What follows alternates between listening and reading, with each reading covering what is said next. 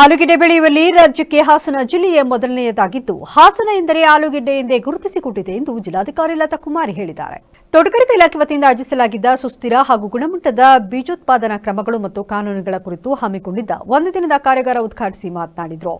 ಆಲೂಗೆಡ್ಡೆ ಮತ್ತು ಟೊಮೆಟೊ ಬೆಳೆಯುವ ರೈತರು ವಿಮೆಗೆ ನೋಂದಣಿ ಮಾಡಿಸುವ ಮುನ್ನ ನಮ್ಮ ತಾಲೂಕಿನ ಅಥವಾ ರೈತ ಸಂಪರ್ಕ ಕೇಂದ್ರದ ಅಧಿಕಾರಿಗಳನ್ನು ಸಂಪರ್ಕಿಸಿ ತಮ್ಮ ಬೆಳೆ, ಗ್ರಾಮ ಅಥವಾ ಹೋಬಳಿಯನ್ನು ವಿಮಾ ಯೋಜನೆಯಡಿ ಅಧಿಸೂಚಿಸಲಾಗಿದೆಯೇ ಎಂಬುದನ್ನು ಖಾತ್ರಿಪಡಿಸಿಕೊಳ್ಳಬೇಕು ಎಂದು ಮಾಹಿತಿ ನೀಡಿದರು. ಬೆಳೆ ಸಾಲ ಪಡೆದ ರೈತರು ಬೆಳೆ ವಿಮೆ ಯೋಜನೆಗಳಲ್ಲಿ ಕಡ್ಡಾಯವಾಗಿ ಒಳಪಡುತ್ತಾರೆ. ಒಂದು ವೇಳೆ ಬೆಳೆ ಸಾಲ ಪಡೆದ ರೈತರು ವಿಮಾ ಯೋಜನೆಯಲ್ಲಿ ಭಾಗವಹಿಸಲು ಇಚ್ಛಿಸದಿದ್ದಲ್ಲಿ ಈ ಕುರಿತು ಬ್ಯಾಂಕ್ನ ವ್ಯವಸ್ಥಾಪಕರಿಗೆ ಅಂತಹ ರೈತರನ್ನ ಬೆಳೆ ವಿಮೆ ಯೋಜನೆಯಿಂದ ಕೈಬಿಡಲಾಗುವುದು ಎಂದು ತಿಳಿಸಿದರು. ಉತ್ತರ ಭಾರತದಲ್ಲಿ ಬೆಳೀತಕ್ಕಂತಹ ಬೆಳೆ ಇದು ಲೋಕಲ್ ಆಗಿ ಇರ್ತಕ್ಕಂಥದ್ದು ಅಲ್ಲ. ಅಂದ್ರೆ ದಕ್ಷಿಣ ಭಾರತಕ್ಕೆ ಹೋಲಿಸಿದ್ರೆ ದಕ್ಷಿಣ ಭಾರತದಲ್ಲಿ ಇದನ್ನ ಪರಕೀಯ ಅಂತಾನೆ ಪರಿಗಣಿಸಿದ್ದು ಇದೆ.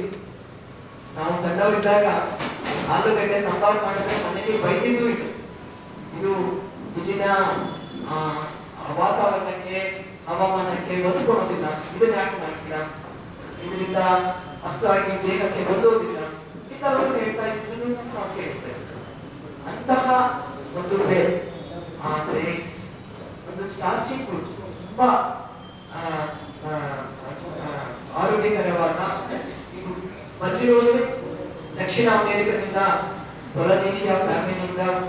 ಅದರ ವೈಜ್ಞಾನಿಕವಾಗಿ ಸೊಲೇನಮ್ ಅವರ ಜೀನಸ್ ಅವರ ಆ ಕುಟುಂಬದಿಂದ ಬಂದಿರ್ತಕ್ಕಂಥ ಒಂದು ಬೆಳೆ ದಕ್ಷಿಣ ಅಮೆರಿಕದಿಂದ ಮೈಗ್ರೇಟ್ ಆಗಿ ಯುರೋಪ್ಗೆ ಬಂದು, ಯುರೋಪ್ನಿಂದ ನೆಕ್ಸ್ಟ್ ಏಷ್ಯಾಗೆ ಬಂದು ಹೊರ ದೇಶದಿಂದ ಬಂದಂತಹ ಒಂದು ತಳಿ. ಹಾಸನಕ್ಕೂ ಸಾಮಾನ್ಯ ಕ್ರಮ ಆಲೂಗಡ್ಡೆ ಎಷ್ಟು ಫೇಮಸ್ ಆಗೋಯ್ತು ಅಂದ್ರೆ ಆ ತರ ನಾವು ಸಣ್ಣವರಿದ್ದಾಗ ಕೇಳ್ತಾ ಇತ್ತು. ಬರ್ತಾ ಆಲೂಗಡ್ಡೆ ಒಂದು ಸ್ಟೇಬಲ್ ಫುಡ್ ಅಂದ್ರೆ ಬಹಳ ಮುಖ್ಯ ಆಹಾರವಾಗಿ ಪರಿವರ್ತನೆ ಆಗೋಯ್ತು ನಮ್ಮ ದೇಶದಲ್ಲಿ. ಉತ್ತರ ಭಾರತದಲ್ಲಿ ಮೊದಲೇ ಆಗೋಯ್ತು. ಈಗ ದಕ್ಷಿಣ ಭಾರತದಲ್ಲೂ ಸಹ ಅಷ್ಟೇ ಪ್ರಚಲಿತ. ಅಂದ್ರೆ ಯಾವ್ದಾದ್ರು ಮನೆಯಲ್ಲಿ ಒಂದು ತರಕಾರಿ ಇದೆ ಅಂದ್ರೆ ಯಾವಾಗಲೂ ಯಾರ ಮನೆಯಲ್ಲಿ ಏನಿರ್ತಾರೆ, ಈ ಟೊಮೊಟೊ ಈರುಳ್ಳಿ ಜೊತೆಯಲ್ಲಿ ಮೊದಲು ಟೊಮೊಟೊ ಇರಬೇಕು ನಮ್ಮ ಜನಕ್ಕೆ.